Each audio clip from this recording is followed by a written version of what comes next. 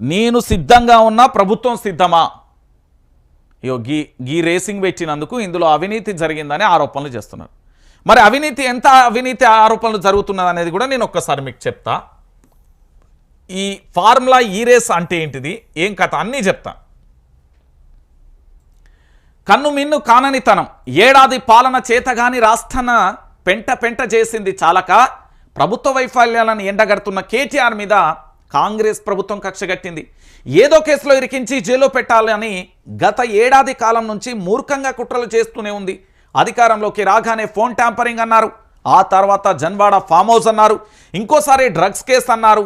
తొత్తు మీడియాలో ఏదో జరిగినట్లు ప్రచారాలు చేయించారు. అయినా ఎక్కడ ఏం దొరకలే, జుట్టు పీక్కున్నారు. ఆఖరికి మహిళా మంత్రిని ఎదుట పెట్టి సభ్య సమాజాన్ని తలదించుకునేలా రోత మాటలు మాట్లాడిరు, నీలాప నిందలు వేశారు. చివరికి లగచర్ల కేసులో ఇరికించాలని చూస్తారు. అయినా ఏమీ చేయలేక ఇప్పుడు ఈ ఫార్ములా రేస్ కేసు అంటున్నారు. అంటే తెలంగాణ ప్రాంత బిడ్డలు చాలా జాగ్రత్తగా వినండి. ఈ లైవ్ను ప్రతి ఒక్కరికి షేర్ చేయండి. ప్రపంచం నివ్వరబోయే ముచ్చట్లు ఇవన్నీ. ఎందుకు చెప్తున్నా అంటే ఒక రాష్ట్రంలో సామాన్యుడికి కనీసం మాట్లాడే స్వేచ్ఛ లేదా అంటే ఒక వ్యక్తి మీద జరుగుతున్న కుట్రండి. కేటీఆర్ మీద ఎట్లా కుట్ర జరుగుతున్నది? కన్ను మిన్ను కాననితనం అండి. ఏడాది పాలనలో చేతగాని రాష్ట్రంగా పెంట చేసిలు తెలంగాణ రాష్ట్రాన్ని. దీంట్లో భాగంగా ఎన్ని రకాలుగా జరిగింది అనేది చూడాలి. 2023 డిసెంబర్లో అధికారంలోకి వచ్చిన తర్వాత మొట్టమొదటిసారిగా వాళ్ళ భజన మీడియాలో ఫోన్ ట్యాంపరింగ్ అరెస్ట్ల పర్వం, విచారణ వేగవంతం, KCR arrest, KTR arrest, Harish Rao arrest అంటూ రకరకాల హెడ్లైన్లు పెట్టేసిలు. వాళ్లకు నచ్చింది పెట్టుకున్నారు. ఇక వాళ్ళ తొత్తు మీడియా ఏం చేస్తుంది? అది సంకనాకే మీడియా, మనకు తెలియదా?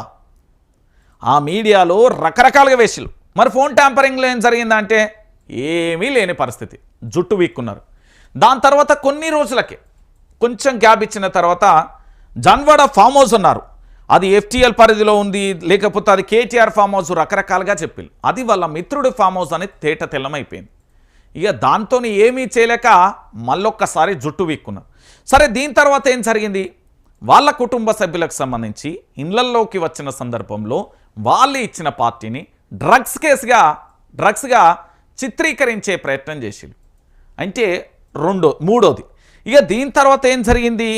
పూర్తి స్థాయిలో ఒక మహిళా మంత్రి నేరుగా కూడా ఒక రాష్ట్ర మాజీ మంత్రి, ప్రస్తుత ఎమ్మెల్యేకి సంబంధించి, సినీ ఇండస్ట్రీకి సంబంధించి ఆమె చేసిన వ్యాఖ్యలు, ఆమె చేసిన రోత మాటలకు కూడా ఇరికించే ప్రయత్నం చేసిరు. అది దొరకలే. ఇక ఇట్లా సభ్య సమాజం తలదించుకునే విధాలా, జుట్టు బిక్కునేలా రకరకాలుగా కుట్రలు చేసిరు కేటీఆర్ మీద. ఈ కుట్రలన్నీ కూడా బట్టబయలు అయిపోయిన తర్వాత తెలంగాణ సమాజం ఏమనుకున్నది అంటే ఒక నిర్ణయానికి అయితే వచ్చారు తెలంగాణ ప్రాంత బిడ్డలు. అంటే ఇక్కడ జరిగేది ఏంది, వాస్తవం ఏంది అంటే పూర్తి స్థాయిలో కూడా తెలంగాణలో ఎటు చూసినా కూడా ఒకటే అంశం తెర మీదకి వస్తుంది. ఏంటి? అసలు ఏది లేకున్నా వీళ్ళ టార్గెట్ కేటీఆర్ని అరెస్ట్ చేయాలి. సో ఏదో కేసు పెట్టాలి, అరెస్టు చేయించాలి. ఎందుకు అంటే ఇంకొక విషయం కూడా నాకు నిన్ననే తెలిసింది. ఆ విషయానికి సంబంధించి చాలా డెప్త్గా కూడా నేను వెళ్ళిన పరిస్థితి. కానీ కొన్ని సోషల్ మాధ్యమాలు, ఫేస్బుక్లో, ట్విట్టర్లో, లేకపోతే కొన్ని ఛానళ్ళకు సంబంధించి, అంటే బీఆర్ఎస్ పార్టీ వాళ్ళ మీడియా వాళ్ళకు ఉంటుంది కదా, వీళ్ళ ఆధ్వర్యంలో నడుస్తుంది. సో కేటీఆర్ని అరెస్ట్ చేస్తే ఇవన్నీ బంద్ అవుతాయని వాళ్ళు అనుకుంటున్నారట, అంటే వాళ్ళ ఛానళ్ళకు సంబంధించి. నేనేమంటున్నానంటే ఒక వ్యక్తిని అరెస్టు చేస్తేనేమో, ఒక వ్యవస్థను నాశనం చేస్తేనేమో ఆగదు, రాజుపోతే రాజరికం ఆగదు కదా.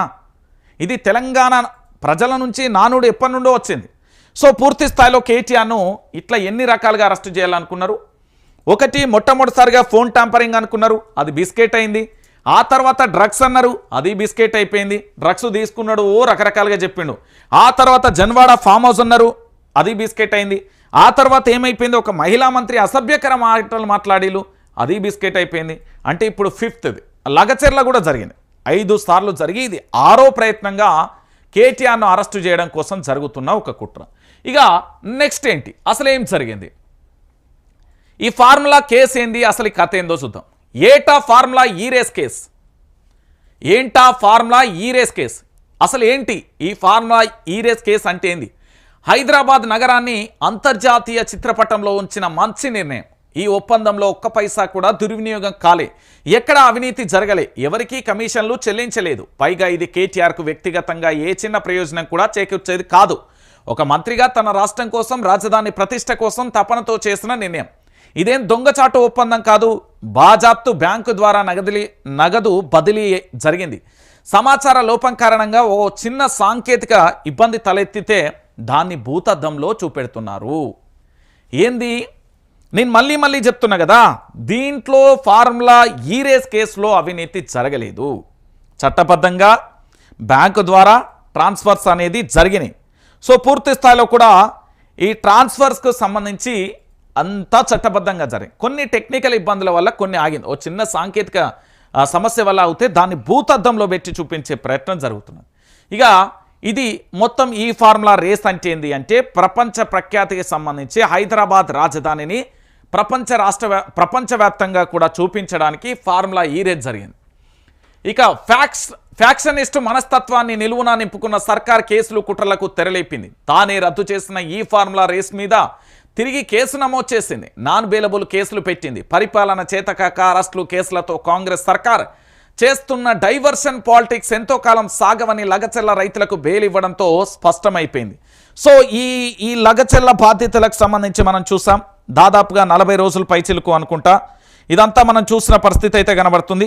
ఇక ఇక్కడ జరిగిన ఒక చిన్న విషయాన్ని కూడా తెలంగాణ ప్రాంత బిడ్డలందరికీ కూడా